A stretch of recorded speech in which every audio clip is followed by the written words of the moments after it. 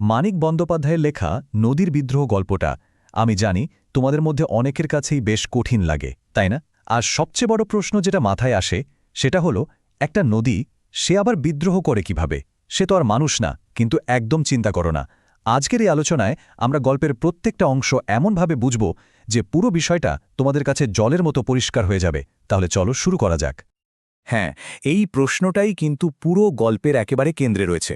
একটা নদী, মানে একটা জড় পদার্থ, সে কিভাবে বিদ্রোহ করতে পারে? তার আবার কিসের রাগ? এই অদ্ভুত রহস্যের উত্তর খুঁজতে খুঁজতেই দেখবে আমরা গল্পের আসল মানেটা ধরে ফেলব। গল্পের শুরুতেই আমরা একজনের সাথে পরিচিত হই। সেই হলো আমাদের গল্পের প্রধান চরিত্র। আর তার সাথে সাথেই আমরা জানতে পারি নদীর প্রতি তার একটা অদ্ভুত ভালোবাসার কথা।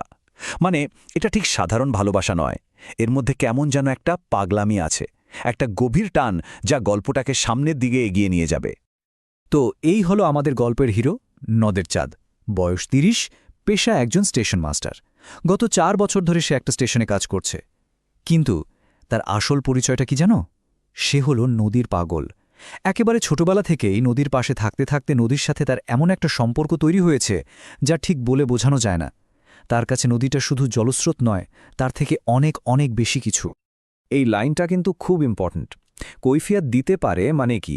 মানে হলো নদের চাঁদের কাছে তার এই ভালোবাসার একটা যুক্তি আছে।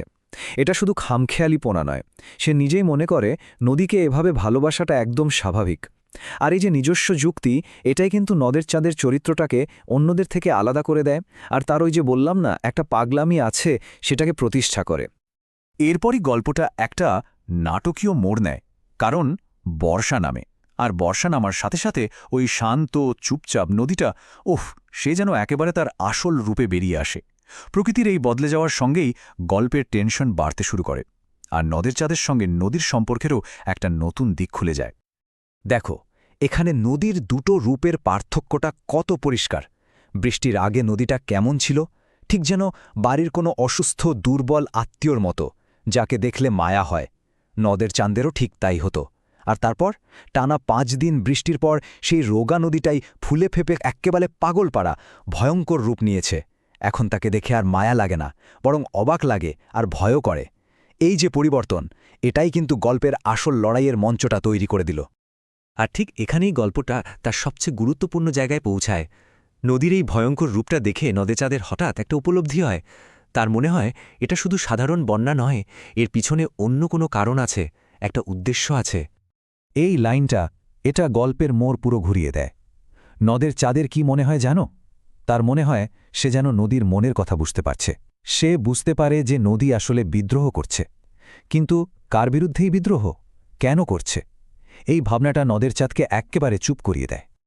তখন নদীর চাঁদ বুঝতে পারে নদীর সমস্ত রাগ, সমস্ত ক্ষোভ গিয়ে পড়েছে ওই ব্রিজটার ওপর। মানুষের তৈরি ব্রিজ। কারণ ওই ব্রিজটাই তো নদীকে বেঁধে রেখেছে, তার স্বাভাবিক চলার পথে বাধা দিচ্ছে, তাকে শাসন করতে চাইছে। ইট সিমেন্টের এই বাঁধন নদী আর মেনে নিতে পারছে না, তাই সে যেন নিজের সমস্ত শক্তি দিয়ে এই জেলখানাটা ভেঙে ফেলতে চাইছে। আসলে কি বলতো, এখানে ব্রিজটা হলো যান্ত্রিক সভ্যতার প্রতীক, আর নদী হল প্রকৃতির প্রতীক। এবারে আমরা গল্পের ক্লাইম্যাক্স, মানে একেবারে শেষ পর্যায়ে চলে এসেছি। আর এই শেষটা খুব দুঃখের, খুব মর্মান্তিক। প্রকৃতি আর মানুষের তৈরি যন্ত্রের মধ্যে যে লড়াই চলছিল, তার ফাইনাল রেজাল্ট আমরা এখন দেখতে পাব। গল্পের উত্তেজনাও ধীরে ধীরে একটা ট্র্যাজেডির দিকে এগোচ্ছে। নদীর ওই পাগলপাড়া রূপ দেখে নদের চাঁদের মনে একটা ভয় ঢুকে যায়। তার মনে হতে থাকে যে এখানে আর বেশিক্ষণ থাকাটা ঠিক হবে না, নিরাপদ নয়। ওদিকে স্টেশনের ৭ নম্বর ডাউন প্যাসেঞ্জার ট্রেনটাও আসার সময় হয়ে গেছে, তাই একটা অস্থিরতা নিয়ে এসে তাড়াতাড়ি ফেরার জন্য পা বাড়ায়। কিন্তু শরীর ফিরলেও তার মনটা ওখানেই, নদীর কাছে পড়েছিল। নদীর কথা ভাবতে ভাবতে সে এতটাই অন্যমনস্ক হয়ে যায় যে অন্ধকারে ব্রিজের উপর দিয়ে হাঁটার সময় তার আর কোনো দিকে খেয়ালই থাকে না। সে ভুলেই যায় যে সে ঠিক সেই ব্রিজটার উপর দিয়ে হাঁটছে যার বিরুদ্ধে নদী আজ বিদ্রোহ করছে। আর ঠিক সেই অসতর্ক মুহূর্তে দুর্ঘটনাটা ঘটে যায়। নদীর সেই ভয়ঙ্কর গর্জনের জন্য সে ট্রেনের আওয়াজটা শুনতেই পায়নি। কিছু বোঝার আগেই ওই ৭ নম্বর ডাউন প্যাসেঞ্জার ট্রেনটা প্রচণ্ড গতিতে এসে তাকে পিষে দিয়ে চলে গেল। যে প্রকৃতির বিদ্রোহ দেখতে এসেছিল, সে নিজেই শেষ পর্যন্ত যন্ত্রের শিকার হল। একেই বলে ট্র্যাজিক আইরনি, মানে ভাগ্যের এক মর্মান্তিক পরিহাস। ভেবে দেখো, নদের চাঁদ নিজে তো স্টেশন মাস্টার, মানে সে ট্রেন, ব্রিজ, এই যান্ত্রিক সভ্যতারই একজন অংশ। অথচ সেই ট্রেন আর ব্রিজই তার মৃত্যুর কারণ হয়ে দাঁড়ালো। একদিকে প্রকৃতির বিদ্রোহ আর অন্যদিকে যন্ত্রের হাতে মানুষের মৃত্যু। এই দুটো ঘটনা মিলেমিশে গল্পটাকে একটা অন্য মাত্রা দিয়েছে। তো গল্পের ভেতরের এই মানেগুলো যদি একবার বুঝে যাও তাহলে দেখবে মাধ্যমিক পরীক্ষার জন্য প্রস্তুতি নেওয়াটা অনেক সোজা হয়ে গেছে। এতক্ষণ আমরা যা যা আলোচনা করলাম, এবার চলো দেখি পরীক্ষার খাতায় উত্তর লেখার সময় এই পয়েন্টগুলো কিভাবে সাজিয়ে গুছিয়ে লিখতে হবে। পরীক্ষার উত্তরে এই 3টে পয়েন্ট কিন্তু মাথায় রাখতেই হবে। 1 নম্বর হলো মানুষ বনাম প্রকৃতির লড়াই, মানে মানুষ যখনই প্রকৃতিকে নিজের কন্ট্রোলে আনতে গেছে তখনই প্রকৃতির রোষে পড়েছে। 2 নম্বর হলো যান্ত্রিক সভ্যতার খারাপ দিকটা, এই যে উন্নতি, এর জন্য প্রকৃতিকে যে মূল্য দিতে হচ্ছে সেটা। আর 3 নম্বর হলো নদের চাঁদের অবসেশন, নদীর প্রতি তার ভালোবাসাটা কিভাবে একটা নেশার মতো হয়ে গিয়ে শেষে তার মৃত্যুর কারণ হলো সেই দিকটা। আচ্ছা, এবার তাহলে দেখে নিই এই গল্প থেকে 3 নম্বরের জন্য কোন কোন প্রশ্নগুলো তোমাদের খুব ভালো করে তৈরি করতে হবে। এগুলো কিন্তু পরীক্ষায় প্রায়ই আসে, তাই ভালো করে তৈরি করে রাখাটা মাস্ট। এই 3টে প্রশ্ন মন দিয়ে দেখো। প্রথম প্রশ্নটার উত্তরে লিখবে নদীর বিদ্রোহের কারণ হল ওই ব্রিজটা, যেটা তার পথ আটকে দিয়েছে। দ্বিতীয় প্রশ্নে নদের চাঁদের পাগলামি মানে নিজের ডিউটি ছেড়ে নদীর টানে ছুটে যাওয়া, সেই কথাগুলো গুছিয়ে লিখতে হবে। আর 3 নম্বর প্রশ্নটার উত্তরে প্রথমে ব্রিজের জন্য তার গর্ব আর পরে নদীর আসল রূপ দেখে কিভাবে তার সেই গর্বটা ভেঙে গেল সেটা ব্যাখ্যা করতে হবে। আর এখন আমরা আসছি সবথেকে ইম্পর্টেন্ট পার্টে, মানে 5 নম্বরের বড় প্রশ্ন। এই কয়েকটা প্রশ্ন যদি তোমরা ভালো করে তৈরি করে নাও তাহলে পরীক্ষায় কমন পাওয়ার চান্স কিন্তু খুব বেশি। এই 3টে প্রশ্ন কিন্তু VVI, মানে ভেরি ভেরি ইম্পর্ট্যান্ট।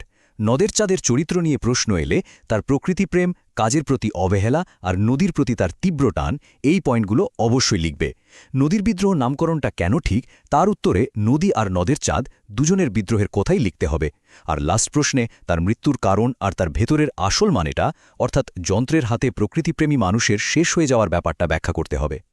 শেষ করার আগে তোমাদের জন্য একটা প্রশ্ন রেখে গেলাম। একটু ভেবে দেখো তো, নদী চাঁদের মৃত্যুটা কি শুধুই একটা অ্যাক্সিডেন্ট, নাকি মানুষের অহংকারের বিরুদ্ধে প্রকৃতির একটা সাইলেন্ট রিভেঞ্জ, একটা নীরব প্রতিশোধ? উত্তরটা কিন্তু এই গল্পের মধ্যেই কোথাও লুকিয়ে আছে।